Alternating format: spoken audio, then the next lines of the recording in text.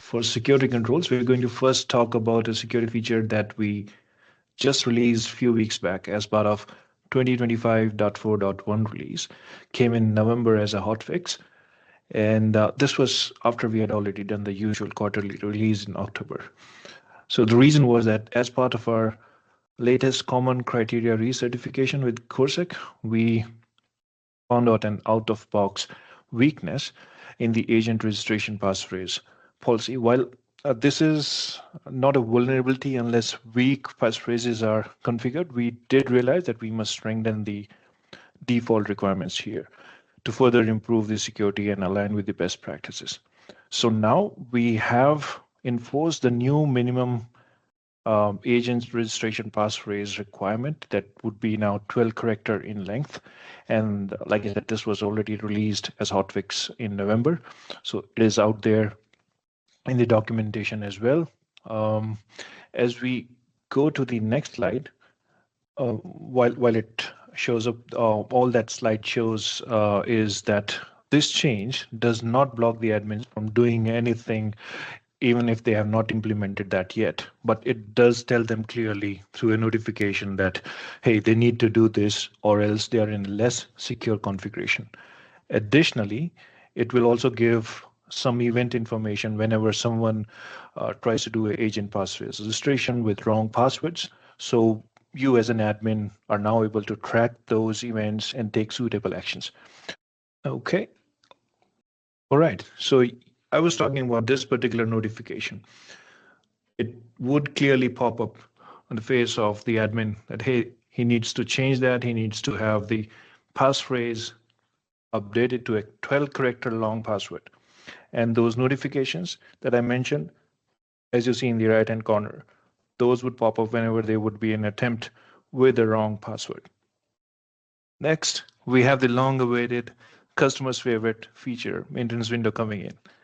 While anyone doing patch management knows about it already, but if we have to tell that in one sentence, is a feature that gives the ability to patch during a fixed, pre-decided time window that you configure. And it makes sure that the patching and the associated reboots only occur during this time frame. A must for servers. Nobody wants those surprise reboots outside the weekend patching days. So while this is coming for only the agent-based systems, this does give the ability to have different timeframes available, be it daily, weekly, monthly, or just once, depending upon the requirement. Last quarter, we had a feature for the REST APIs for custom patches that organizations wanted to ingest, deploy, and manage. Now, with this release, we'll be having the integration of the new REST APIs with the Isaac UI. So any custom patches created via REST APIs will be visible in the patch scanning, deployment results, and Windows patches UI. We have another feature coming in, that is the RHEL10 support, which means now we'll be able to scan, deploy, generate reports for RHEL clients with security controls. The last one for security controls is a feature that's going away. That's application control module, which was announced 1 year back. We are just now removing the module from the product completely. So one needs to move to Neurons for application control or Ivanti application control to utilize this feature. We move to Ivanti Patch for configuration manager. There is only a minor enhancement coming in for this particular feature. This was requested by one of our customers, Lenovo. We wanted to make sure that we have the publication options sorted for both manual publish and automatic scheduler so that the UIs look similar. So the change that we are doing is in this order of the options, which will be now showing as you see on the top left picture. This is how those options would be showing up. This is the only change coming for P4CM with this release. And that completes both Isaac and P4CM updates for this release. For Neurons for patch management, we have quite a full plate of deliverables this month. If you go to the next screen. There we go. I just want to do a very quick recap on what we delivered last quarter. To begin, we introduced the capability to add patches to patch group. This was phase 1 of phase 2. You'll see phase 2 we are delivering with this release. But for phase 1, the ability to add patches to a patch group directly from the devices patches page was introduced. We also introduced the ability to do multi-device patch rollback. So you could, for patch rollback, previously you could only select one patch at a time to roll back on one device. Now you can select multiple patches to roll back on a single device. We've also introduced greater visibility into device groups. Anywhere you see a device now that is part of a device group, you will see a new icon in there that shows you that when you select it, will show you what device groups that device belongs to. And we introduced dynamic device ring assignment, the ability to add device groups to a ring so that you only need to manage the devices in the device group, no longer have to individually add devices to individual rings. So over time, all you need to do is manage your device groups, and then that will automatically deploy those devices to the appropriate ring. And then finally, we did flexible ring scheduling, which increased the amount of time that a ring deployment can occur. From 30 days, we went all the way out to 90 days. But in addition to that, it allowed the consecutive deployment of rings in a staggered fashion. So for example, you could stagger them by a month. You could have, for the first month, you can set your ring scheduling to go to your test environment. Then in the second month, that ring deployment would, of course, move to the next ring. But while that's happening, you can also initiate another ring deployment to that test ring. So your test devices are always being engaged in deploying those ring deployments. So that was a very big release for us last quarter. Now, this quarter, if you go to the next slide, we have a couple of interesting things. Yeah, stay right there. First of all, we're introducing Ubuntu as a new platform that we are supporting. We of course have had a number of Linux platforms that we've supported in the past, but we're adding Ubuntu to that.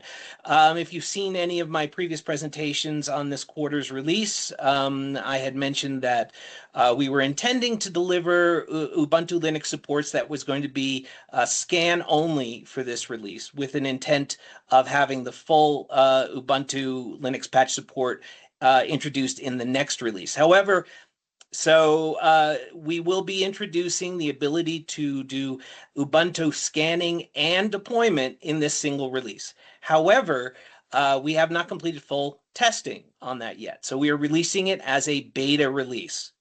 The beta release will not be generally available to just everybody. If anybody wants to have this capability today, requests can be sent directly to me from the sales team, and then I will have the development team enable this capability on the appropriate tenants. So that's the path for that. Now, we will have it generally available in the Q2 release coming up in April. So then it will be available to everybody. But for now, it's on an a beta release level and by request only. And go to the next slide. We'll talk about the next feature. We are also adding, as I mentioned, this is phase 2 to complete this patch group, add to patch group for multiple locations. As I mentioned in phase 1, we introduced this to the devices patches page. Now we have added this capability to the deployment history and ring deployment pages. And you can see an example of this in the images on the right-hand side of the screen. Basically now, anywhere where you see a patch, you can select those patches and you can add it directly to a patch group. You don't have to navigate all the way back to the patch intelligence page. That should significantly reduce the amount of friction that needs to be done on these patch deployments.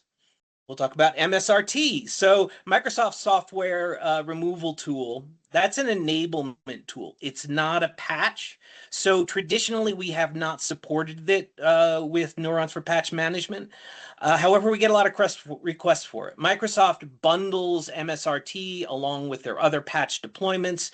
So a lot of organizations also like to deploy MSRT as part of their patch delivery. So we get a lot of requests from customers to add this capability, and we're going to do it. We're going to make them happy. So now, from now on, MSRT can be deployed along with the other patches, just like any other. In fact, it looks to Neurons patch. It looks exactly like any other patch, and can be deployed in the same way, same scheduling, same process. Continuous compliance. This is the one we are most excited about. This is a significant improvement to the platform and is very unique to Neurons for patch. What we are doing, what we have found from customers is that in most cases, they have compliance attainment requirements in their organization. And those requirements could be they need to have 95% of devices or 98% of devices or whatever their requirements are to be patched within a certain period of time. So for example, they need to be patched within 3 days of Patch Tuesday.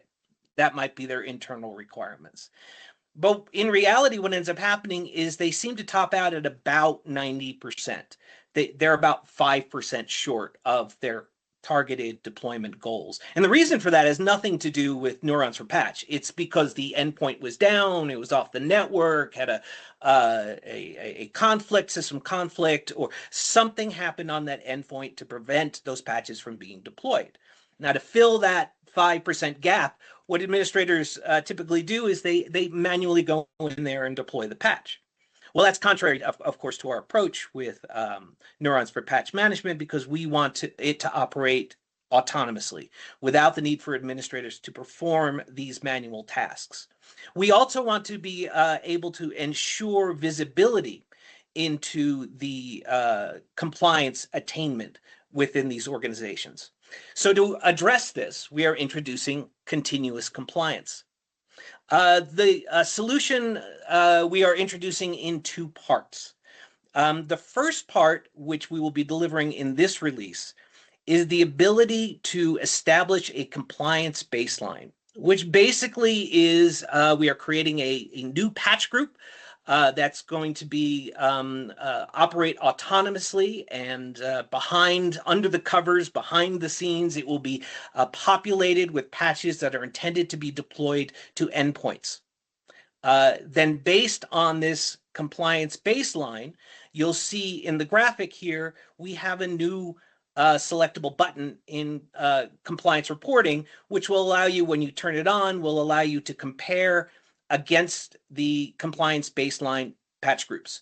That's how configuration compliance works. So for this release, the key deliverable here is the ability to create compliance baseline patch groups with no more effort than flipping this switch. It just turns on. Now, I do have a video to share that shows how all this works. Most of this work happens, as I said, underneath the covers.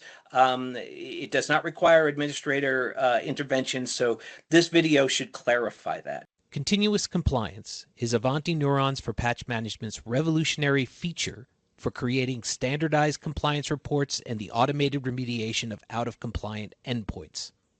At the heart of continuous compliance is the dynamically curated compliance baseline patch group, which is automatically propagated at the time of scheduled patch deployments and operates autonomously and invisibly to the end users.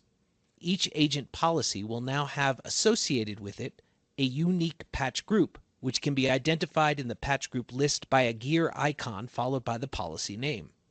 For example, selected here is the compliance baseline patch group associated with the Andy FF agent policy. This compliance baseline patch group will be automatically populated as patches are deployed in your environment. To help visualize how this works, here is a very simple Neurons environment supporting 2 endpoints. Each endpoint is using the same agent policy, and Neurons will now automatically create a corresponding compliance baseline patch group for that policy. When a patch is successfully deployed to either device, it is automatically added to the compliance baseline patch group. In this example, a second patch is also deployed, but is only successfully installed on the first device. Therefore, when comparing the patches that were actually installed on the endpoints against the compliance baseline, we can easily see that only the first device is fully compliant.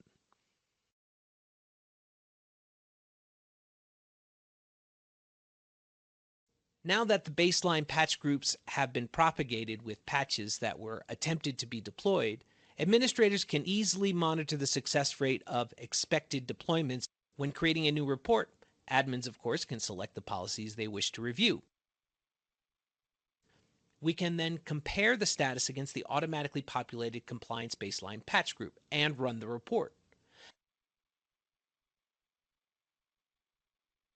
We can see these have all completed successfully, achieving a 100% compliance score. However, should any peer devices using the same policy be missing patches in the compliance baseline, it will be reflected as a negative in that score. Over time, this report will identify the actual success rate of expected deployments, providing a standardized indicator for compliance attainment. So that's phase one. Again, focusing on the compliance reporting component of this. The very exciting piece that we'll be delivering in phase two next quarter will be going the step further, which is the automated remediation component. So now that we've identified which devices are out of compliance, we can automatically deploy patches to bring those devices back into compliance. And that again will be phase two for next quarter for the April delivery. So that's everything we have with Neurons for Patch for this quarter. Patch content, catalog updates. Thanks, Parajat. Hey, everybody. Todd Shell here. Let's go through and see what happened this last couple of months here on our content catalog updates. Next slide, please. Our team has been super active on adding new products. As far as brand new products out of the chute, these are the ones that we've been adding in this last month. You should see this is from Thanksgiving through actually earlier this week that we've updated here. You might remember that we added ARM support in our patch products the middle of last year. And we're continuing to crank out new products that they're also adding ARM support into them. You see we have Python, LibreOffice, Zoom, and one version back on Eclipse Adoptium 21. They're not up to date with the 25 yet on ARM support. But a lot of new applications have been added in. We do work off of our ideas portal for the most requested items. A lot of these came directly off of there, and also a lot of our partners have been asking for additional products as well. So we're getting up to basically full production mode here, cranking out like 10 to 12 applications a month. So making really, really good progress. Next slide, please. In addition to new products, we, of course, continue to update new major versions of supported products. A lot of times, these are almost like a new product in that we have to assess what the different vendors have done with their update processes between major versions. But here are the latest updates as well. And here you can see we have the Creative Cloud updates, latest versions of .NET, an additional, the latest Eclipse Adoptium down there, 25 is the version. I'm sure we'll see them add ARM support for that shortly. And of course, we will pick that up as well. So just wanted to show you that we are actively adding a lot of new products and a lot of new major versions into our product catalog on both the Mac and Windows side. That's about all I have for you right now. Go ahead and pick it up from there. DJ? Thanks, Todd. Hi all. Good morning, good evening. So I'll be providing updates on risk-based vulnerability management. So for this quarter, we are providing a new connector, Tenable Web App Security. Along with that, we have improvements coming up in connectors, namely Qualys, ServiceNow, and Ivanti ITSM. That's on the integration side of the product. Along with that, we have some identified enhancements related to the automation features of RBVM on the workflow side, as well as an improvement related to playbooks. So I would slightly elaborate on this. and then probably show you how these improvements look on the platform. Next slide, please. Okay, so firstly, on the workflow side, we are providing the ability to customize the maximum duration of workflow expiration. So till now, this has been a fixed value, meaning it is fixed at 10 years. That's the maximum amount of time you can extend the expiration date of a workflow. So we have got few customer requests around making this configurable because the requirements change for each customer. So from this release onwards, you'll be able to pick a specific value starting from 1 year to 10 years for workflow expiration, as well as for automated workflow expiration as well. So if you see in RBVM, you have the option to manually create a workflow, and you also have an option to automate workflow as well based on a specific filter. So that's where this enhancement comes in. Along with that, a couple of minor enhancements. Last quarter, we added the ability to assign specific users as approvers for the workflows.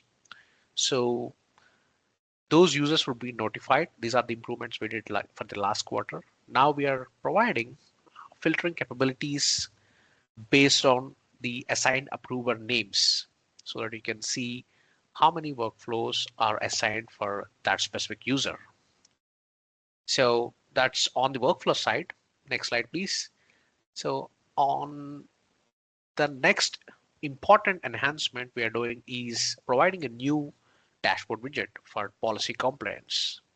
So this widget aggregates the data from policy compliance scans coming into the platform and presents you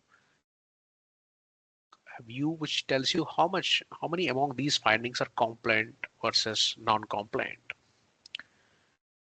Again, if you have groups configured in your platform, it will show you the group-wise split of compliance as well. So currently this is enabled for Tenable.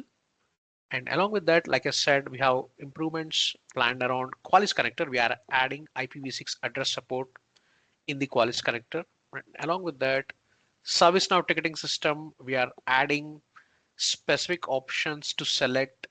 So till now it was only global scope.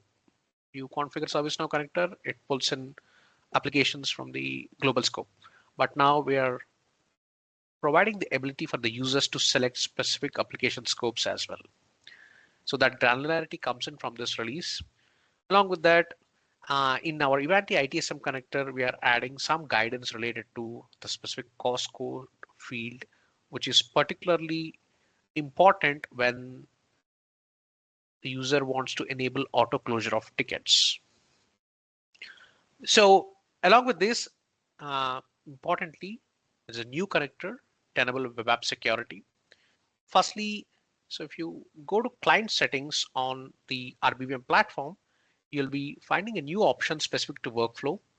So these would have options to configure the maximum duration for the workflows. Okay, and so this would be, once a value is set here, this would be applicable as the maximum value for all the workflows. Like I said, there are options to manually create workflows, as well as there are options to create automated workflows from predefined filters as well. Okay, so hence there are two different configuration settings for workflow expiration and automated workflow expiration. Moving on, like I said, there is a new connector, Tenable Web App Scanning. You'll be able to use this connector once this is ready, once this will be released shortly.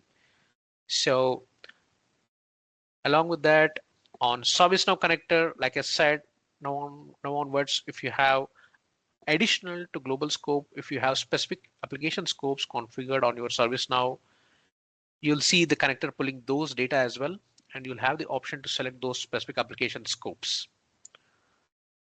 So along with this Qualys connector, we have added support to identify IPv6 addresses wherever they are applicable. Okay, currently I don't have IPv6 addresses, so that is why this is showing up as blank.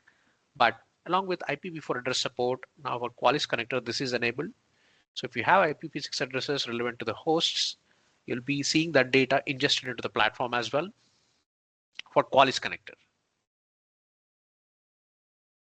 Along with that, like I said, importantly, if you look, we spoke about the policy compliance widget. So what the widget aggregates is, if you pick up any policy compliance finding, you'll see, so I have filtered based on policy compliance. If you see, okay, and I have picked up some findings which have failed. So basically what happens is this shows data on what are the specific checks that are run for policy complaints, for determining the policy complaints. If you go to observation section of the finding, that shows, so if you see there is a policy complaints check that is coming in from Qualys that is being run on a periodical basis.